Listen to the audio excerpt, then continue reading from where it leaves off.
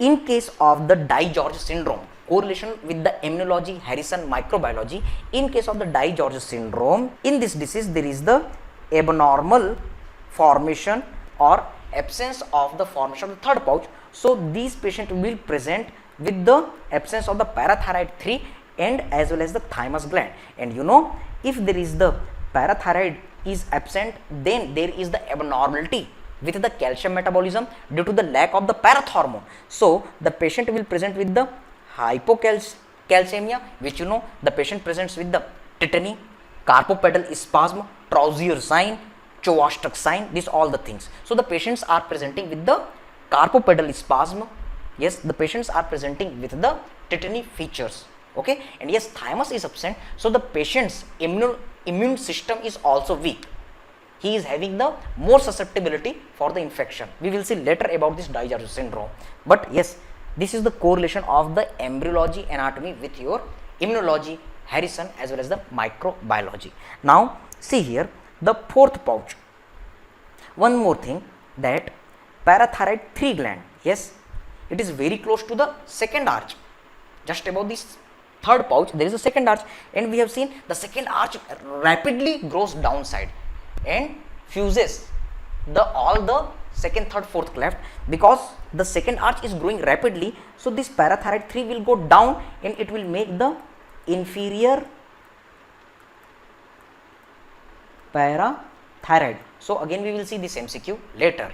Now again come to the fourth pouch. We are going to talk about the fourth pouch.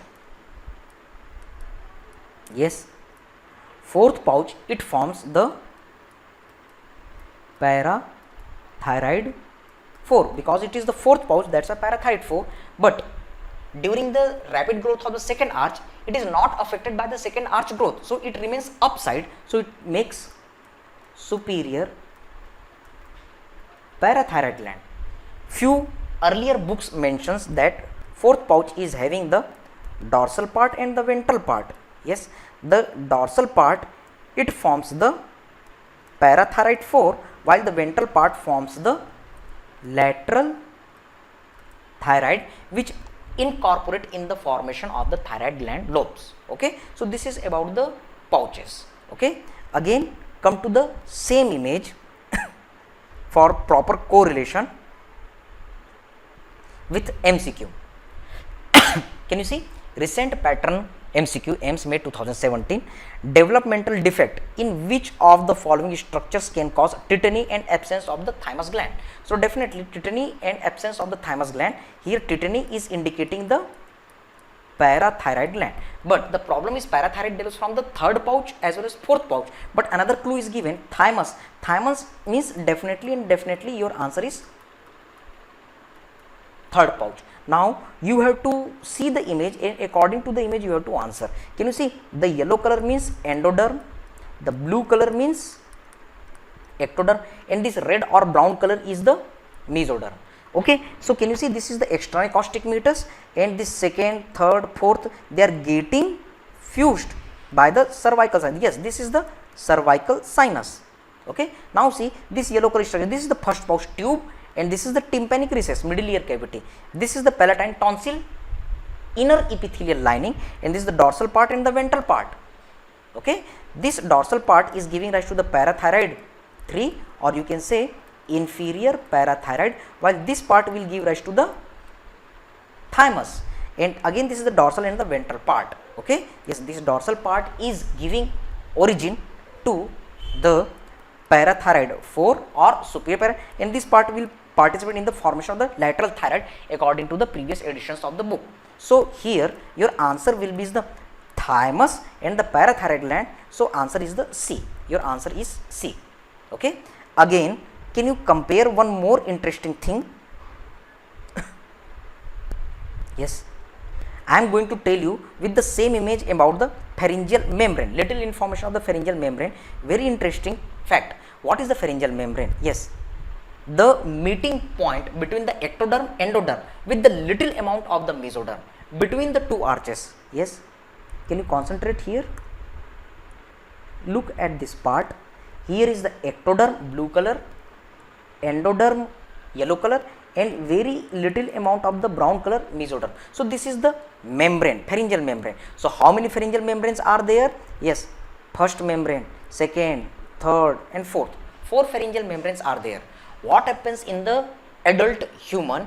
Yes, all the pharyngeal membrane disappears except first pharyngeal membrane. So this first pharyngeal membrane will only persist.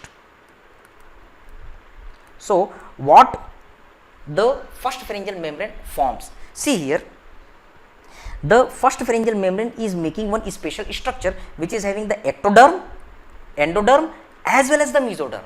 And can you see this special structure is in between the external acoustic meatus, first left, and this is the middle ear cavity, first pouch. And you know, extra acoustic meatus is separated with the help of the middle ear cavity. That special structure is nothing, that is the tympanic membrane. Very special kind of correlation. Yes, this tympanic membrane is very special structure which develops from the first pharyngeal membrane. So this is your MCQ. First pharyngeal membrane gives rise to the tympanic membrane. Yes, what is the pharyngeal membrane? It is the very thin membrane like structure which is made up of the ectoderm, endoderm with little amount of the mesoderm. So now correlate this fact with the tympanic membrane. Do you know the tympanic membrane is very rare structure of the body which is having all the 3 germ cell layer? Yes, ectoderm, that is made by the cuticular layer. Yes, middle layer is formed by the mesoderm, fibrous layer, and inner layer is also there, okay, which is made up of the endoderm. So you can correlate this knowledge with the embryology. So what I want to tell you, yes, you can write down pharyngeal membrane, meeting point of ecto and endoderm with very little amount of intervening mesoderm. So this is the pharyngeal membrane. Okay. Now next fact, what you have to remember, 4 pharyngeal membranes are present, but what happens?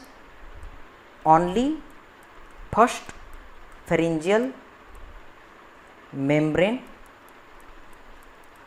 persists, rest all disappear, and this first pharyngeal membrane forms tympanic membrane. MCQ, that's why this tympanic membrane is having all the 3 germ cell layer. Yes, ectoderm, mesoderm and endoderm. Ectoderm is making the outer layer, mesoderm is making the middle layer, and endoderm is making the inner layer of the tympanic membrane. So this is the very important MCQ. It is the very rare structure of the body which is having all the 3 germ cell layer. So this is all about the pouch. So now we are going to correlate this all the facts with our clinical.